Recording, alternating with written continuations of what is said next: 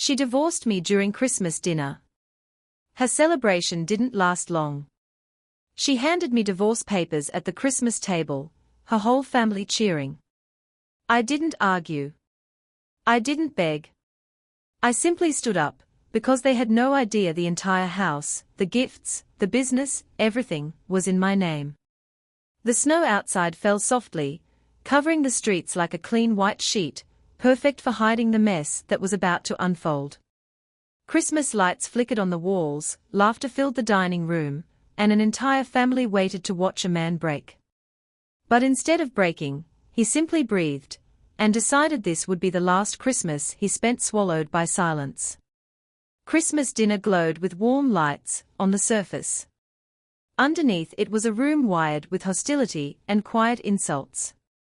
Samantha's family had never liked Daniel, but tonight, their dislike wasn't just visible, it was rehearsed.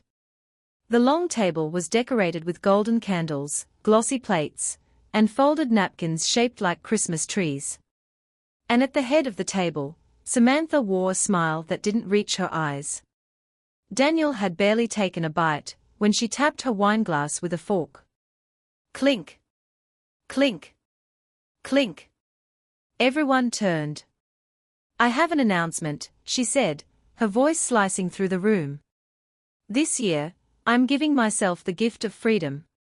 Then she dropped divorce papers in front of him, loud, on purpose. Her sisters gasped, not in shock, but excitement. Her mother covered her mouth dramatically. Her father raised his glass and smirked like he had been waiting for this. Samantha leaned back, crossed her arms, and said loudly, "Daniel, you're a pathetic loser. You're draining me. Draining this family. I'm not wasting my life with someone who can't even provide." Cheers. Actual cheers. Her uncle shouted, "About time." Her sister giggled, he should thank her. Daniel stared at the papers. Calm. Too calm. He didn't defend himself. Didn't raise his voice. Didn't flinch. And that terrified Samantha more than anything. Because only she noticed the slight smile forming on his lips. She wasn't divorcing a loser. She was divorcing the only reason her family wasn't drowning in debt. And the only person in the room who knew where the money actually came from. Daniel stood slowly, placed the papers neatly on the table, and said in a low, steady voice, "All right." Then he walked toward the door. Her family burst into celebration, laughing, clinking glasses, hugging her like she had been rescued. But Samantha's smile faltered when she saw Daniel open the front door and leave his coat behind. He walked into the snow in just his shirt sleeves. Silent. Controlled. Strategic. A man who wasn't broken. But calculating. And that was the moment Christmas ended. And the countdown to their collapse began. Daniel's footsteps crunched in the snow as he walked away from the warm glow of the house. But he didn't feel the cold. He felt clarity, sharp, slicing, final. For 3 years, he had paid Samantha's family's debts quietly. Paid the mortgage on the house they were celebrating in. Covered her father's failing business loans. Funded her mother's medical procedures. Paid her sister's rent. All because Samantha begged him to help her family. So he did. But he did it all on one condition. Everything had to be in his name. Not out of spite. Not for revenge. But to protect their future children from inheriting her family's financial chaos. However, Samantha never saw the protection. She only saw the silence. Silence she mistook for weakness. He reached his truck, opened the door, and took out a leather folder. Inside were documents her family didn't know existed. Documents that turned their Christmas into a ticking time bomb. Across town, Samantha's laughter slowly died down. Something felt off. Her mother reassured her. "You did the right thing," she said. "He was holding you back." Her father opened another bottle of wine. Men like him don't fight back. But Samantha wasn't sure. Daniel didn't look defeated when he left. He looked done. And done was far more dangerous. Because a broken man cries. But a done man plans. Morning came brutally. Samantha woke up to the sound of her father shouting downstairs. Not angry, panicked. She ran down in her robe to find her family gathered around the dining table, the same table where they celebrated her divorce hours ago. But now, spread across it were documents she didn't recognize. Her father's face was pale. Her mother's hands shook. Her sisters looked lost. "What's going on?" Samantha asked. Her father pointed a trembling finger at one of the papers. This house, it's not ours."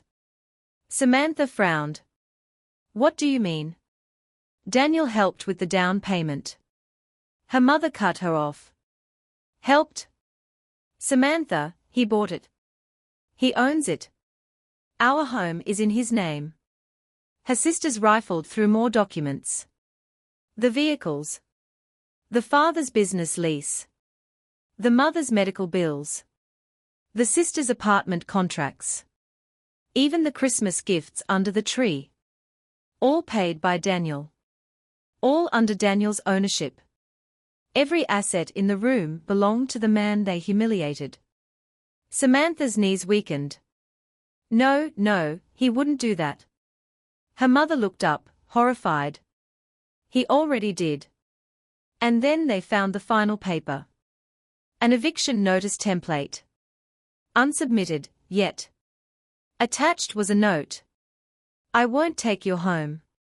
But I'm done funding disrespect. Handle your lives from now on. Daniel." Her father sank into a chair, destroyed. "We are finished without him." Her sisters panicked. "The rent, the loans, what do we do?" Samantha swallowed a painful truth she never wanted to face. Daniel was never the burden. He was the backbone. But she had snapped it in half.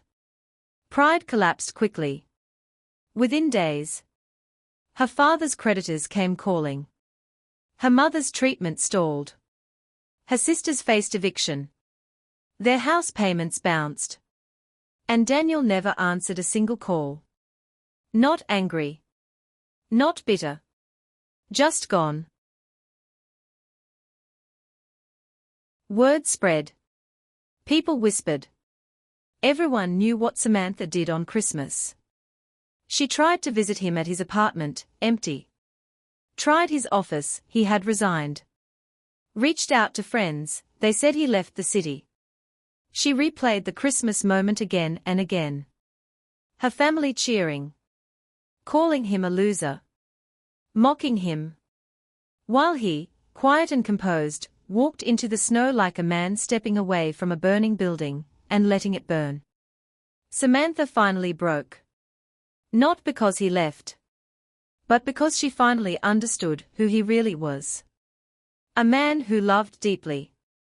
Gave quietly. Sacrificed generously. And she repaid him with public humiliation. Her family begged her to fix it, but how do you fix something you crushed in front of witnesses? Christmas had taught them a cruel truth. You never realize the worth of a silent man. Until his silence becomes your downfall. 3 months later, Samantha received a letter. No return address. No greeting. Just Daniel's handwriting. I forgave you. But I will never come back. Use this pain wisely. Inside was a single document. The house deed. He gave it back. He didn't destroy them. He didn't retaliate. He didn't take the house or the cars or the furniture. But he did something far worse. He left them with their reality. And without the man who had held it all together. Samantha fell to the floor, sobbing. Her family didn't cheer anymore. They didn't mock anymore. They didn't celebrate anymore. Because Daniel's silence had done what revenge never could. It made them face themselves. Their cruelty. Their arrogance. Their entitlement. Their loss. And they would remember that Christmas forever. The day they threw away the man who saved them. And celebrated their own downfall.